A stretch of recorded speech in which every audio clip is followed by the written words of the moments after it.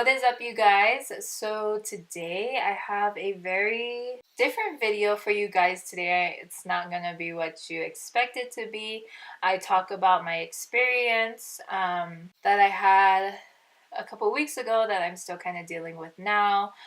For those of you who may not know, I was in the hospital for 2 weeks, almost 2 weeks, 13 days. And I had a serious thing that happened to me, and I really wanted to share it with you guys. Mostly because this is my YouTube channel and I definitely want to be open with you guys, but also because I do want to bring awareness to what I had, because I didn't know what I had until I had it. So I hope that sharing with you my symptoms or anything like that, if you know anyone who's going through it, that you're able to help them and kind of, quickly deal with it before it's too late. Because what I had, if I didn't react as fast as I did or didn't go to the hospital as quick as I did, I could have died. Before this video starts, I want to express how amazing my husband is. He had to play mom. He stepped in so graciously, took care of her while I was at the hospital. He took care of my work stuff, letting my job know I was sick. He let my family know, my friends know. In the midst of it all, I'm just so grateful to have married someone like that, who is so caring and who takes into consideration of those things. When I finally could have the strength to look at my phone and I noticed all the texts he sent and all the chats he sent to my job, I honestly was so relieved. But beyond that, he's such an amazing husband still to this day. This whole experience has made me realize how much I love my husband, how grateful I am for him, the reason why I married him. Even when we left the hospital and even when I had broken down a couple times, he had mentioned to me that these times are the reason why we're married. These are times that we're supposed to go through together, and that's why he's here. Sorry, I don't want to mess up my makeup because I'm going somewhere, but I just want to say that I love my husband. So, without further ado, actually don't mind how I look in this video. I will kind of mention it in a bit, but if you want to hear about my whole hospital, emergency, everything ness, and just keep on watching. My appearance right now is honestly the best that it could possibly be right now. So don't mind me. I wanted to share my experience with you guys. First off, if I look very bony, deathly skinny, it's because I've lost a lot of weight. Since going to the hospital, I've lost 20 pounds. If I look like death, that's why I say death. I mean, because every time I look at myself in the mirror, I notice how skinny that I've gotten. And the fact that what I went through and the whole weight loss thing isn't the way I wanted to lose it. I just feel like I look like death. But I'm gonna put some makeup on my face. I haven't put on makeup. Okay, so first I'm just gonna spritz my face. This is by Pixi Makeup Fixing Mist. Okay, maybe I should test this out first. Yeah, that's what we want. That smells so good. It feels so good. I'm gonna prime my face. This is by Too Faced, their Cooling Matte Skin Perfecting Primer. If you have oily skin, I definitely recommend it. It does a really good job of prolonging your makeup wear time. So I went into the hospital on February 15th. Well, prior to that, if you don't follow me on Instagram, I was posting on Insta story about just asking questions about anyone in keto which by the way, I'm not doing keto anymore. Sorry to say, not doing keto. And I'll explain why eventually, I think. But I'm not doing keto anymore. But I was concerned that what I was going through was related to it. So I was asking a lot of questions about it. And people were giving me good advice, telling me, it'll go away in a day or two. But kind of giving me ways to cope with it. I honestly thought that the pain I was feeling had to do with.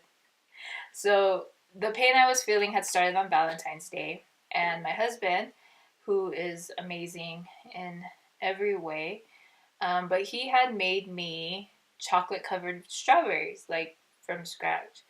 And so I had kind of just may have overdid it on the strawberries that morning. So I kind of had this feeling like, damn, that's what this pain is coming from, and just, I was just, saying that because I hadn't eaten fruit, period, ever since starting keto. I also was on the last day of my period.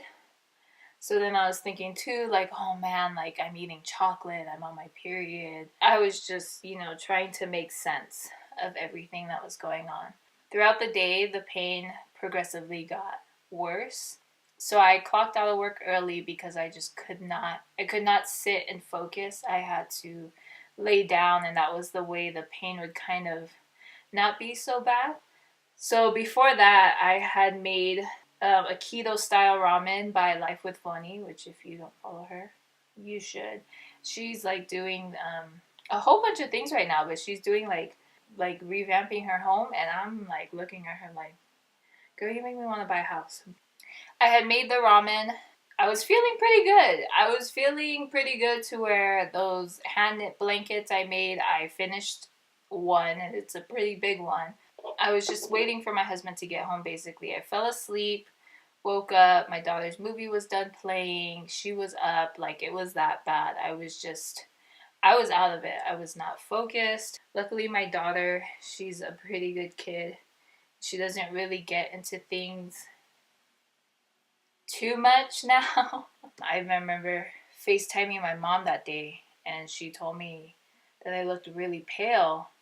And I just told her, well, yeah, I live in Utah. And she's like, no, you look really pale. And it just didn't dawn on me. When my husband came home, my pain amped up tons. I was in so much pain that I started to have chills. Something told me to go to the hospital, but I'm pretty hospital trips are expensive, so I'm pretty nah, like I want to wait it out and see. Just took the pills. Didn't want to go too quickly, just in case it's minor or it's something that I could take care of at home. I laid in the bed probably for like 20 minutes. Called my husband into the room, told him that I wanted to go to the hospital. But prior to going, I wanted to bathe myself. And I laid in it for, it felt like an hour. I was in there for a while, and I was just trying to warm up. I was being really extra that day. Like I told my husband, put my clothes in the dryer, put the towels in the dryer, bring the portable heater in the bathroom. Like I was that cold, and I just felt so sick to my stomach. And I had an experience like this in college when I finished playing volleyball. I wasn't exercising like I used to. I had really bad stomach cramps when I got my period.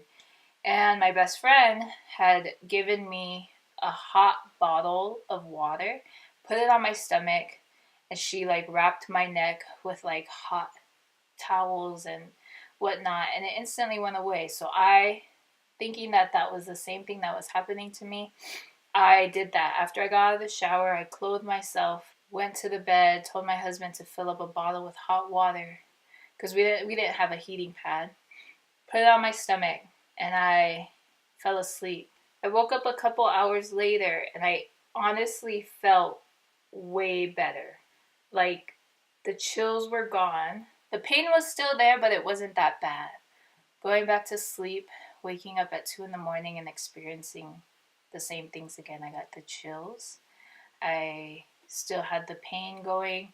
It was a rough night. The next morning, I told my husband to not go to work. I didn't feel like I was better than the day before, and I was just really worried. Like, it was like, I would have a hard time with trying to take care of her while trying to deal with whatever I had going on in my body. It was not long after that I had this urgency to go to the hospital.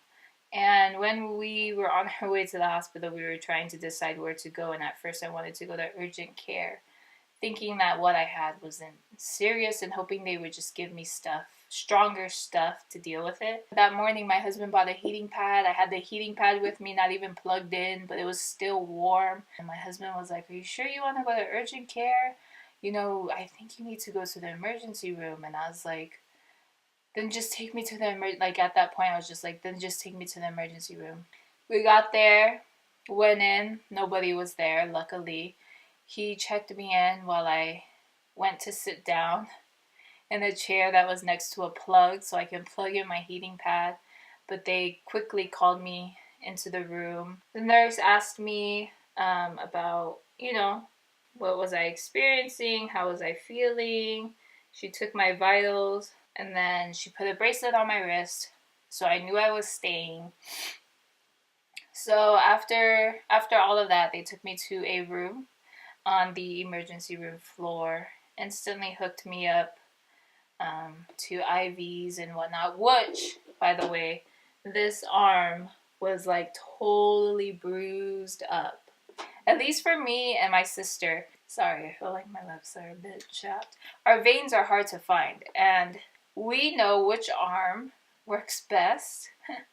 As in, you'll probably find a vein on this arm, but you won't get much out of it. It'll disappear, it'll run away. It's weird. But for me, my right arm is the best arm to find veins from, and that was apparent the past 2 weeks I was in the hospital. I probably stayed there. We got there like at 11 in the morning, and around, it felt like forever, but around 2 or 3 p.m. they noticed that, because they were giving me more and more fluids into my IV, they noticed that my blood pressure was going down.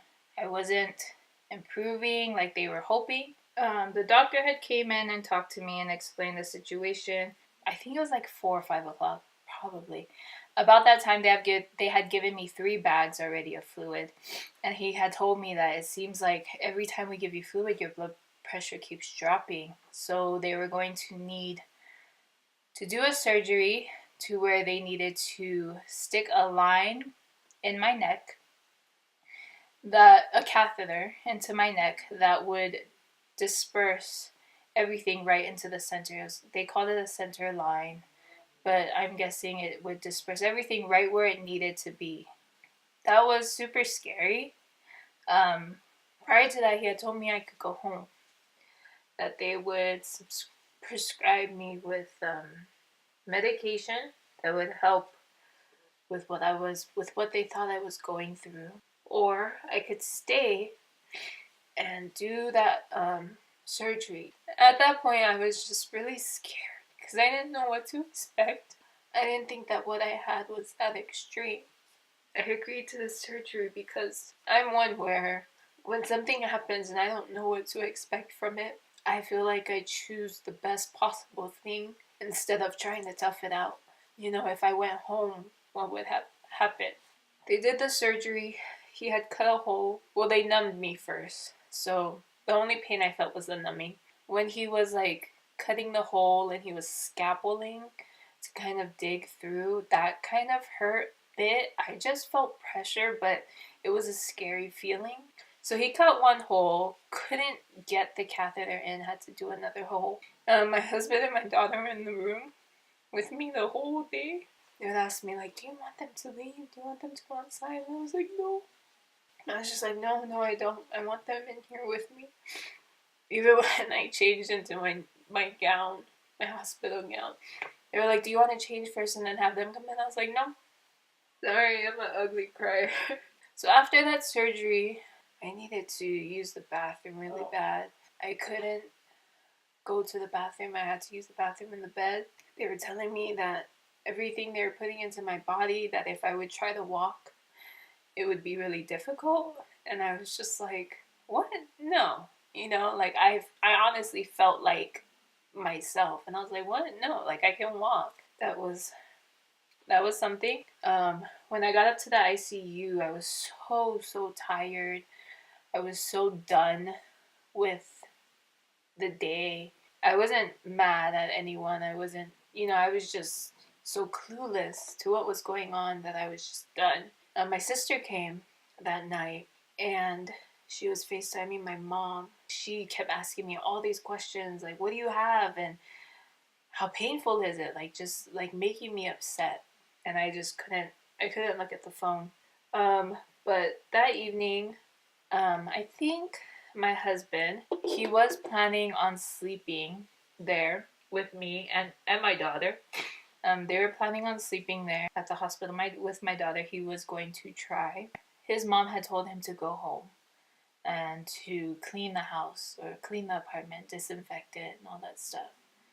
And they had actually told him that what I had was contagious. And for any babies that young, they didn't recommend them to be in the room, but they made an exception for my daughter because she was my daughter. But they said that what I had was contagious, and if a child caught it, it would be really bad. So it was good that he left that night, because that first night was a night. I had trouble sleeping. And I was in the hospital for like the whole Olympics. Like the whole duration of the Olympics, I was in the hospital. I just think that's so funny because that's what I would watch on the TV was the Olympics. But the nurse I had, she was really sweet and she was really nice. They had to keep a close eye on me. I was hooked up to so many things. I had so many antibiotics going into my body at the same time. Part of the reason why I wanted to make this video was kind of to bring awareness to what I had because I had no clue what I had. Honestly, if I didn't react when I did, I could have died. When I found out that that's what I had a hard time. Couldn't really get that out of my mind. It's crazy to me. So, I hope that if you ever experience what I'm experiencing, that you will go to the hospital too. Basically, what I had was sepsis, which is a bacteria that gets into your bloodstream and it acts very fast. The way that women would get it is through a tampon. So when they're on their period and you wear a tampon and you don't change it out as often or as much as you should, you could create a bacteria that could get into your bloodstream, possibly do what had happened to me. As for me, they don't know how I got the bacteria because I had worn pads the whole week because I didn't have any tampons. When the doctors were trying to make sense of everything, he probably asked me like so many times, are you sure you only wore pads? You didn't wear tampons? So many times to the point where I was pissed. It was like, I told you, I only wore pads this week, which I don't know why because I do wear tampons, but I only wore pads this week. But it's like they were trying to make sense of everything. And it was just so annoying because literally asking me 20 times, are you sure? Are you sure? And I'm just like, so for me, that was kind of scary. They don't know how it got into me. But the most common way is through a tampon if you don't change it often. The next morning, my husband and my daughter had came back, and before they came into the room, the nurse that I had for that day had approached them and had told them that what I had was contagious.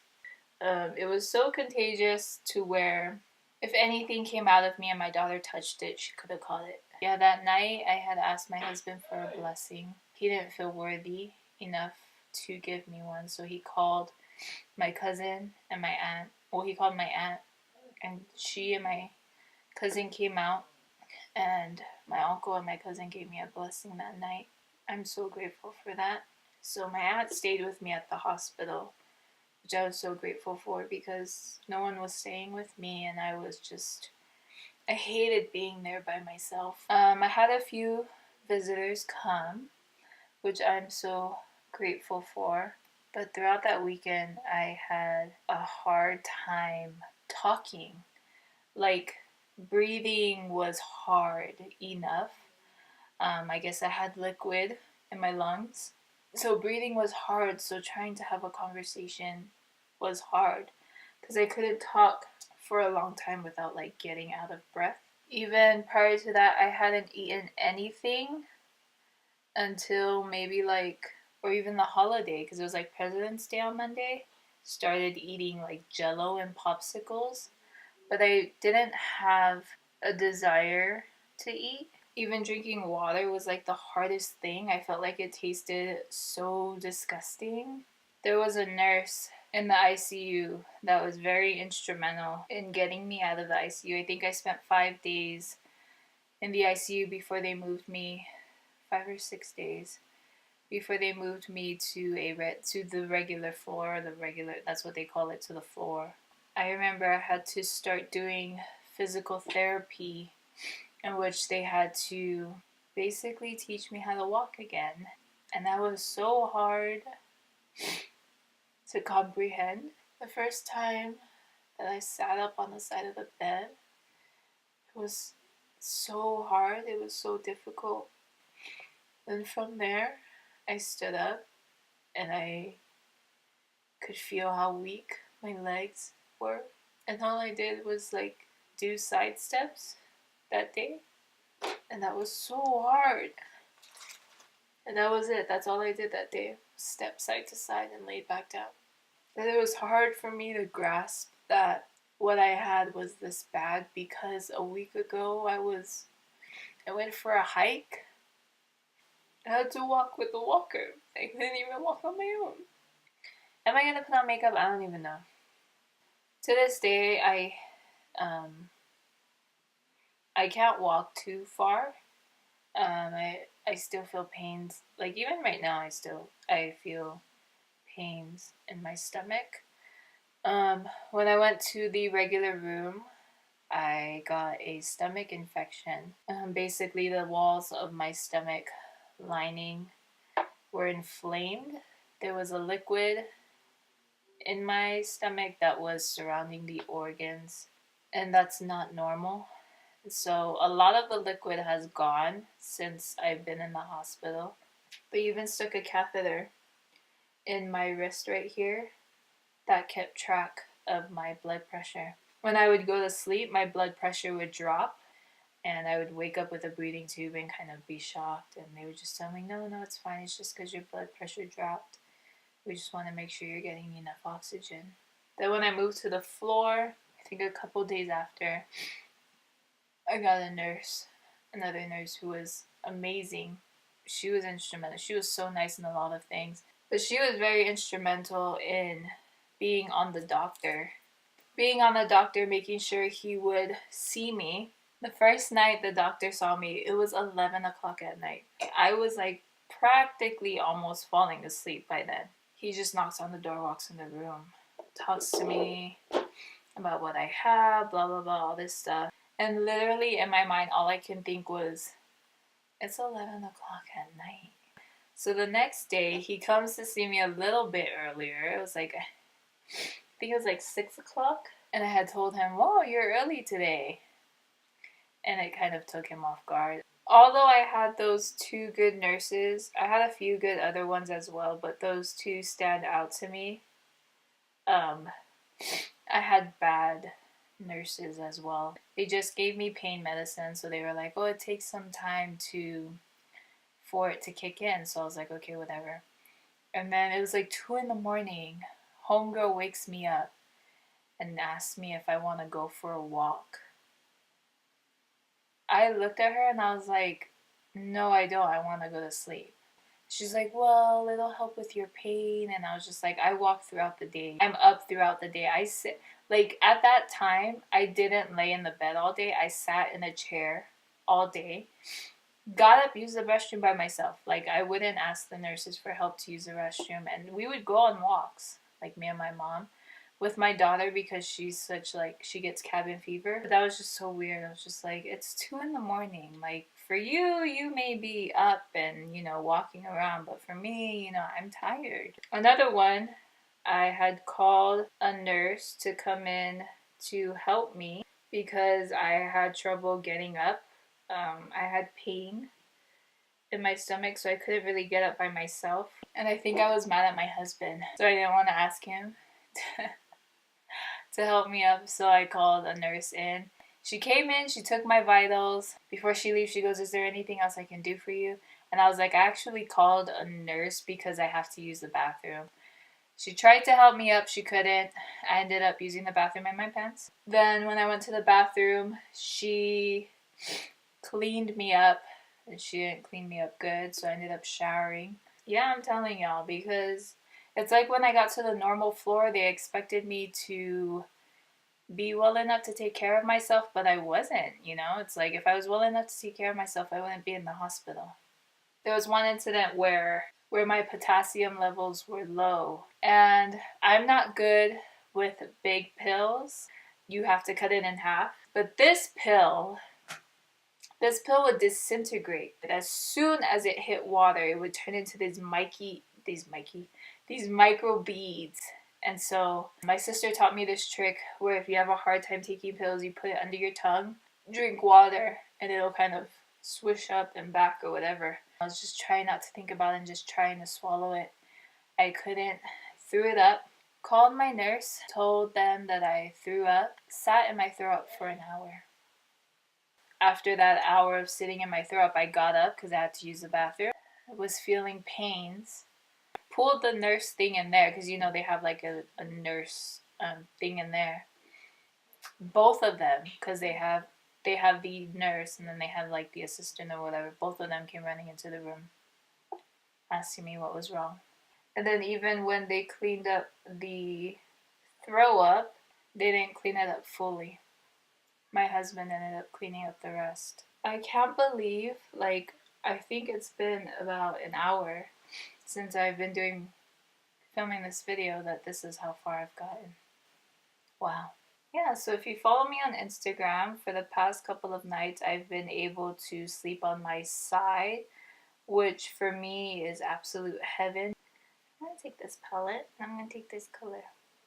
Oh, and if you knew, we were planning on going to Hawaii around the same time that we did last year, which was, you know, the first week of April. But we won't be able to because my job had used up my paid time off days for some of the days I was in the hospital. We are planning on going after fire season, because for those of you who may not know, my husband is a wildland firefighter. His season starts at the end of April. We were planning on going, you know, just to visit family. For those of you who may not know, my husband is born and raised in Hilo, so just all of that, just have him go home before the season starts. That's another bummer. So yeah. That was basically my whole experience in the hospital in a nutshell. Sorry, not much makeup was done. I don't want to make this video too long anymore, especially because I've spoken a lot already. I am just gonna end it right here. Thanks for listening. Thanks for joining if you were concerned. That is what I had. I had sepsis, pneumonia, a bunch of other things. It had nothing to do with keto, but I'm not doing keto anymore. I'm so grateful to still be here for my daughter, for my husband. I don't want to cry anymore. Thank you guys for tuning in, and I'll see you guys in my next one.